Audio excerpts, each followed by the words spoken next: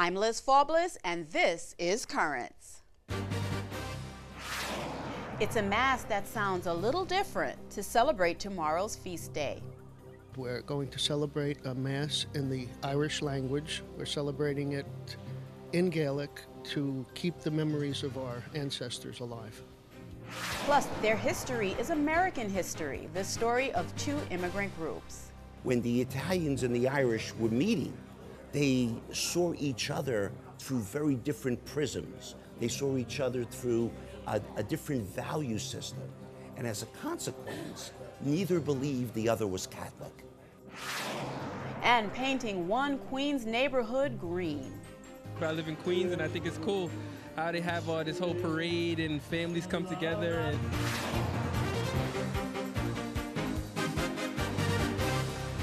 good evening, and thank you for joining us on this special night, the eve of St. Patrick's Day. We're going to get you in the mood to celebrate tomorrow when the town will be painted green and everyone will be Irish. Now, although it is very much associated with secular celebration, the real meaning behind the day is very much sacred. It's something that churches around New York never forget. Take, for example, the Basilica of Old St. Patrick's Cathedral in Manhattan. In what has become an annual tradition, the parish hosted an Irish language Mass last weekend, and we were there. Agus ma olan siad in doch morach, ni nien fig a dol dov, leg fi siad a lava ar islain. Today we're celebrating the feast of St. Patrick, and the week has started of St. Patrick's Week. And we're going to celebrate a Mass in the Irish language, sometimes called Gaelic by people.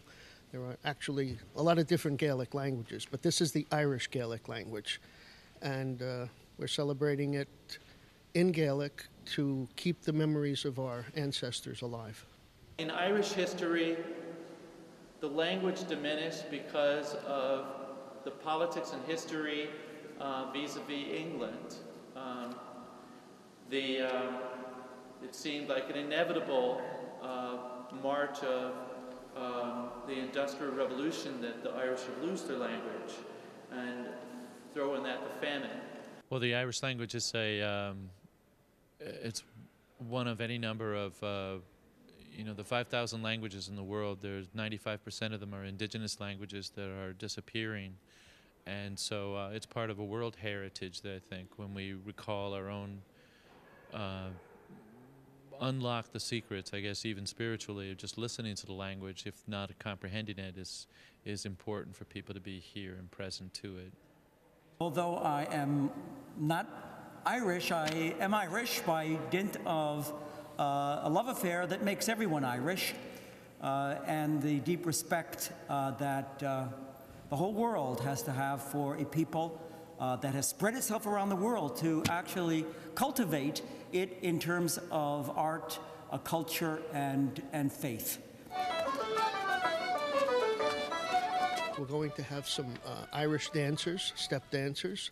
We're having a Cayley group, which is an Irish traditional music group. They're going to be playing.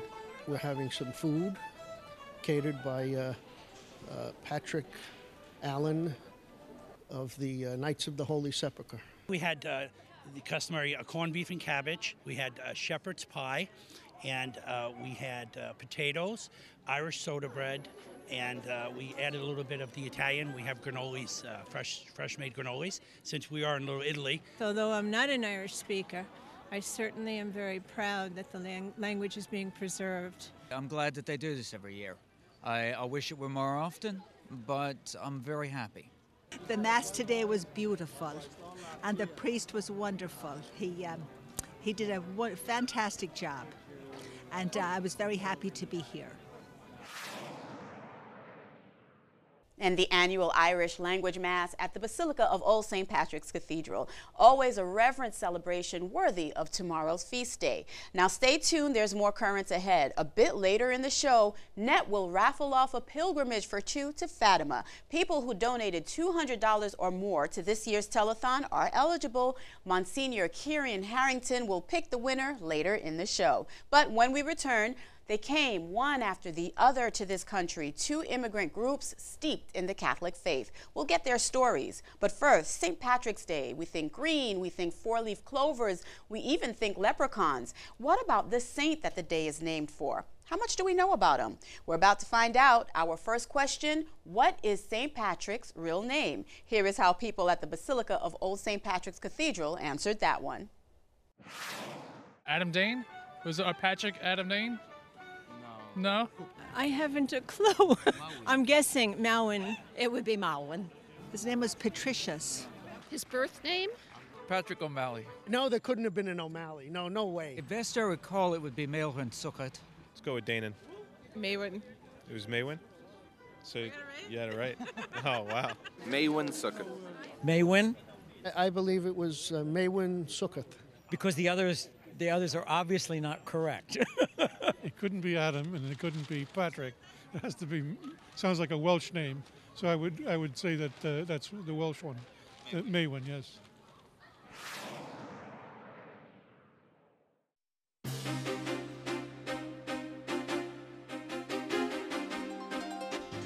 Welcome back to Currents. I'm Liz Faublas. Later in the show, Net will be raffling off a pilgrimage for two to Fatima. Now, if you donated $200 or more to the station's inaugural telethon earlier this year, you are in the running.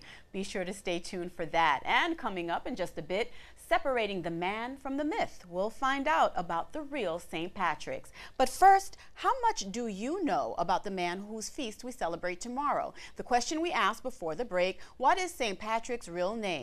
The answer, Maywin Succat, quite away from Patrick. So how did St. Patrick get his name? Well, as the story goes, his family was well off, so Maywin took the name from the word patricius, which means highborn. And if we were to ask you what nationality is most associated with St. Patrick, one answer immediately comes to mind, of course, and that's Irish.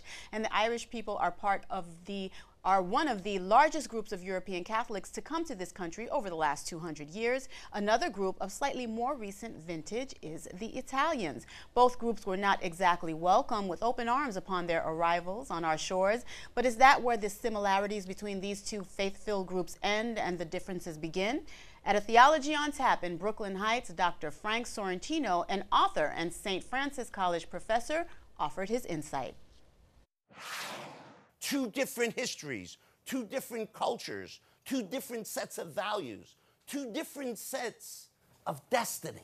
Tonight at Theology on Tap in Brooklyn Heights, we have Dr. Frank Sorrentino, who's a professor of political science at St. Francis College, and he's going to speak to us tonight about the Irish and Italian immigrants and the building of Catholicism here in America.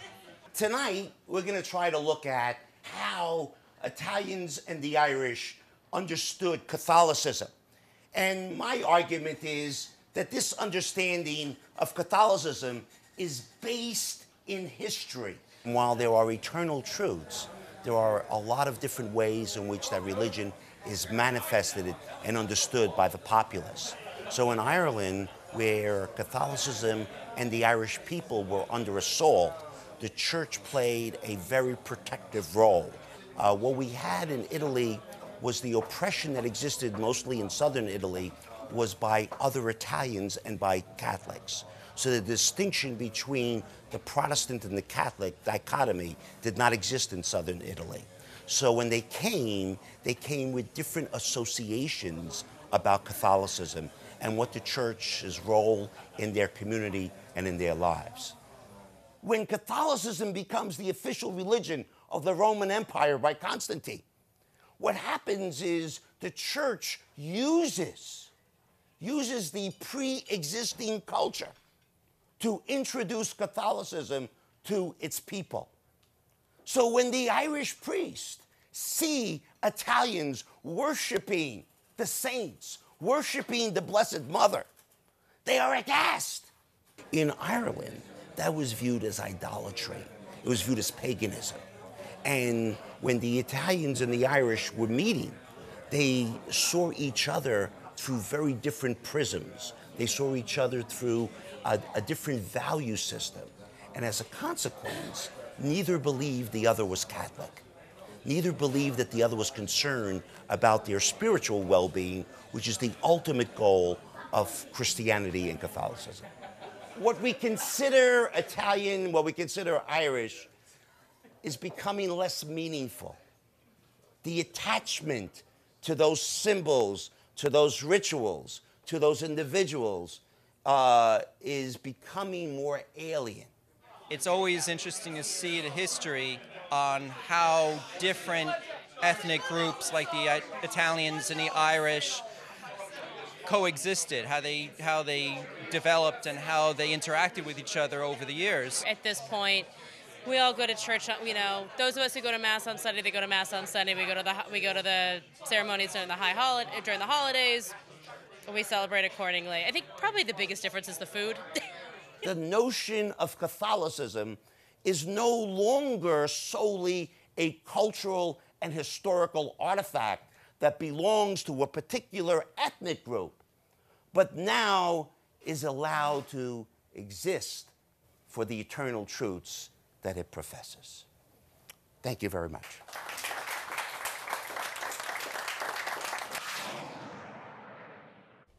And stay tuned, there's more currents ahead. There's the legend, and then there's the real story. The head of the Brooklyn Diocese Irish Apostolate tells us all about St. Patrick. But first, how much do you know about the saint whose feast we celebrate tomorrow? Here's another pop quiz. Where was he born? We'll even give you 3 choices: Iceland, Ireland, and Britain. What do you say? Here's how people at the Basilica of St. Patrick's Old Cathedral answered that question. Britain, I guess, but it wasn't Britain, was it? Was? Okay. He was definitely born in Britain. Somewhere in Britain, I believe. In Britain, I want to say somewhere in what's now Wales, but I could be wrong about that. It might be what's now England, but Britain in any event, so... He was born in Britain. England. Britain. Britain. He was born in Britain. There's some contention as to where. The people of Brittany claim that he was born there. Britain. People in Wales claim that he was born there. Britain. And there are people in Scotland that say that he was born there. Britain. I don't think it's a definitive answer, but it's certainly not in Ireland. He wasn't. We know that he wasn't born in Ireland. Welcome back. Before the break, it was another St. Patrick pop quiz. How much do you know about the saint whose feast we celebrate tomorrow? The question, where was St. Patrick born? It's not Iceland, and despite all the green we're seeing, it's not Ireland. The answer is Britain. To be more exact, he was born in what was known as Roman Britain, part of Great Britain controlled by the Roman Empire from the middle of the 1st century through the beginning of the 5th century. Now, being Irish-born is just one popular misconception about St. Patrick's, perhaps one of the more spectacular tales that Patrick banished snakes from Ireland. Is that true? And who is the real St. Patrick? To separate the fact from the fiction, I sat down with Father Brendan Duggan, the coordinator of the Diocese of Brooklyn's Irish Apostolate.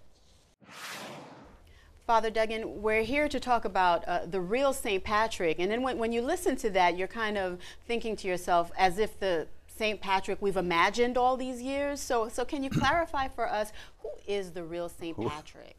Who is the real St. Patrick? Yes, what is behind this religious figure?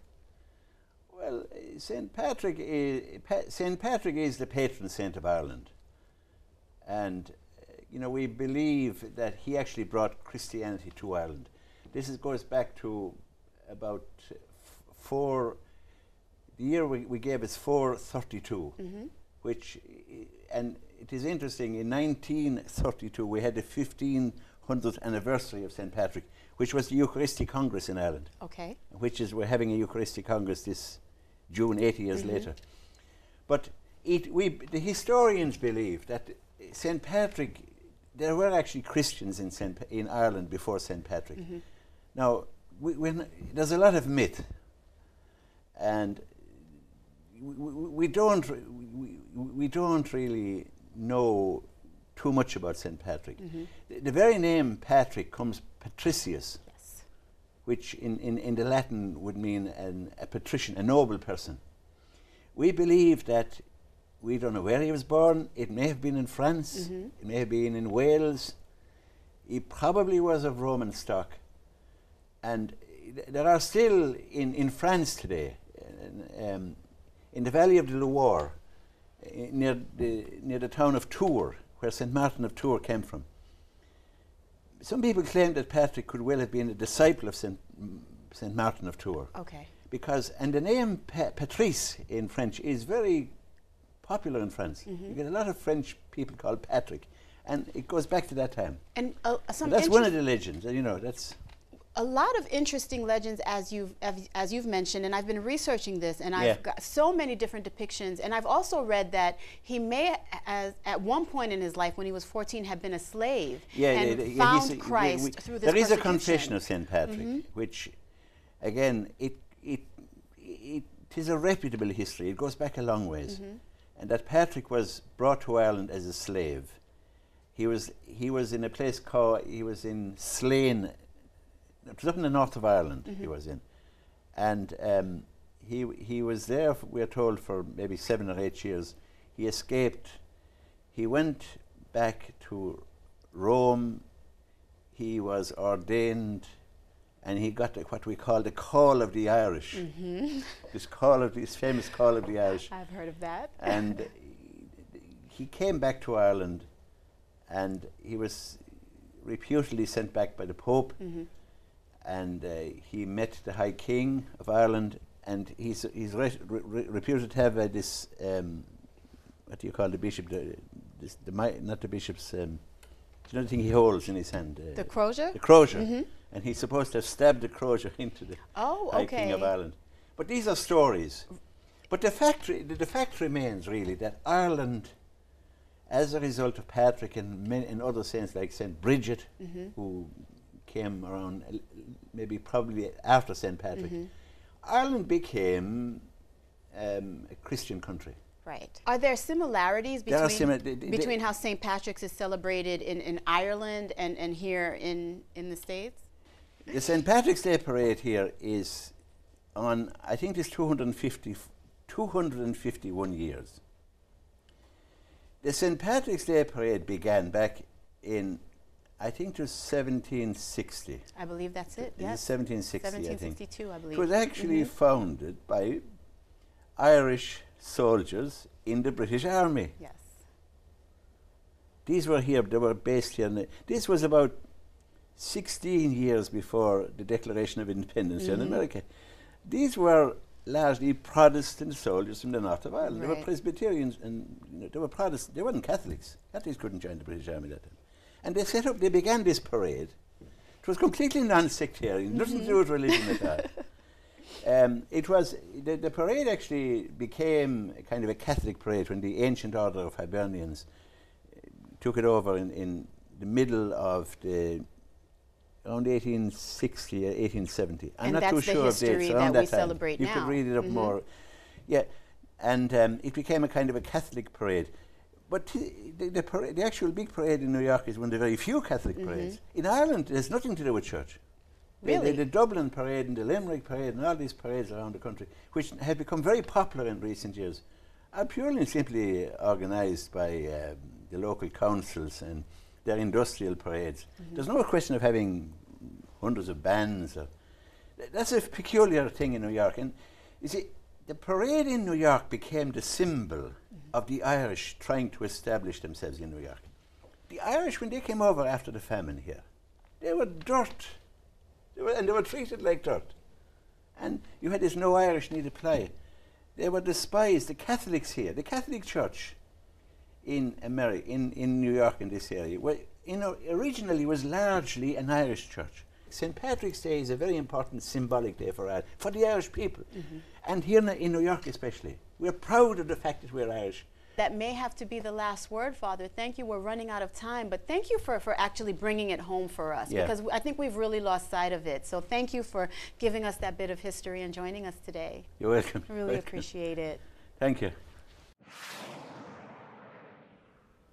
The real St. Patrick, and it was great to sit down with Father Duggan. Well, stay tuned. There's more currents ahead. When we return, it's out to the streets of Rockaway, Queens for an early St. Patrick's Day parade. We'll also pick a winner of a pilgrimage for two to Fatima. But first, it's time for another quiz. We are really working you today. This time, a bit of Irish folklore. You've probably all heard the story about how if you capture a leprechaun, he has to grant you 3 wishes, or how leprechauns keep their gold in a pot at the end of the rainbow. Now, that's just part of the story, though. Our question now is, what profession do leprechauns practice? The choices: shoemaker, blacksmith, or goldsmith? Here's how people at Old St. Pat's answered. Leprechauns are not real. Haven't you heard that? Leprechauns are shoemakers. Blacksmith. Goldsmith. Blacksmith. Goldsmith. Goldsmith? Shoemaker. Shoemaker. I've never actually associated with leprechauns. I don't consider them good company. Goldsmith, trying to find those pots of gold. Blacksmith. Wrong. Okay. If you're lucky enough to catch a leprechaun, but you can't take your eyes off him, you must keep your eye on him at all times. I'd say he's a goldsmith. There's certainly some would call him a shoemaker. I've never seen one at work, so I couldn't say. All right, before the break, more St. Patrick's Day trivia, this time on the legends surrounding leprechauns. We all know about the 3 wishes and the pot of gold, but what profession do leprechauns practice? The answer, they're shoemakers. And finally tonight, what would St. Patrick's Day be without a parade? In Rockaway, Queens, the festivities got underway a few weeks early, but as we found out, it's never too early to celebrate this feast.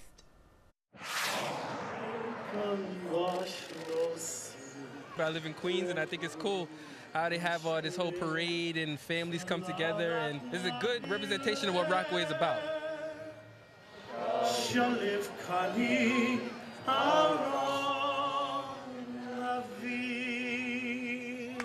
Come on, guys. Come on, Mike.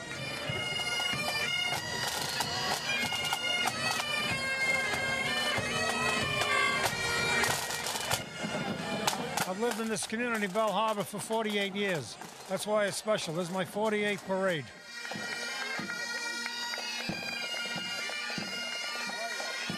My brother and sister-in-law live here, and we come for the last 5 years to the parade, and we love it, and we have a really nice time.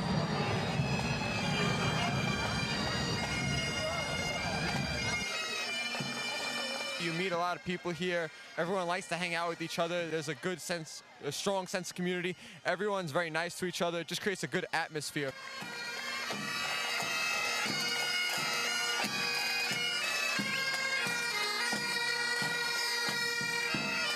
It's very family-oriented, and it is small as compared to the one in Manhattan, which I don't care for as much because it's so many people and the hustle and the bustle. I love a small family one, and it's just the right size.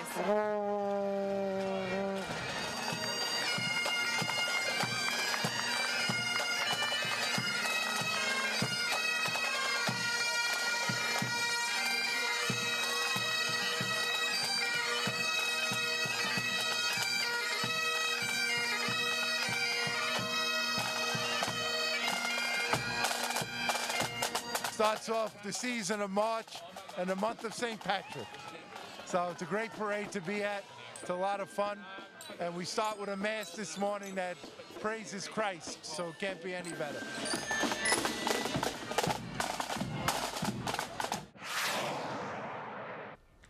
It's such a wonderful tradition. Well, that is all for this edition of Currents. Hopefully, we've been able to get you in the spirit of things for the big day tomorrow. Now, before we go, as promised, the net is raffling off a pilgrimage for 2 to Fatima. Now, if you donated $200 or more to the station's inaugural telethon, you have a chance to win.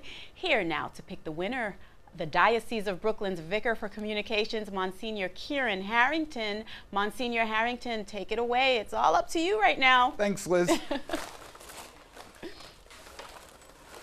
And here we go. And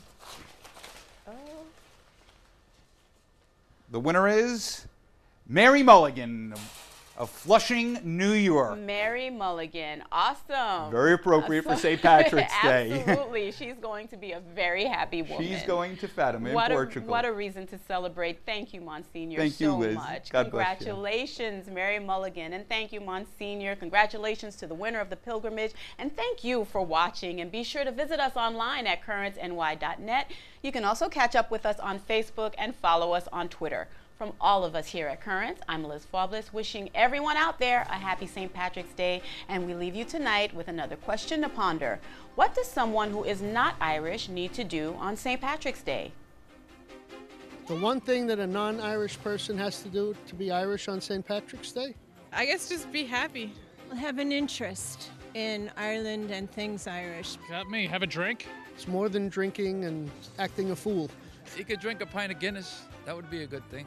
Email info@oldcathedral.org to march in the parade. Lord Gaelic, speak Irish. To be faithful to one's culture, one's heritage, and to bravely look at the future. That's an Irish one. Everybody's Irish on St. Patrick's Day.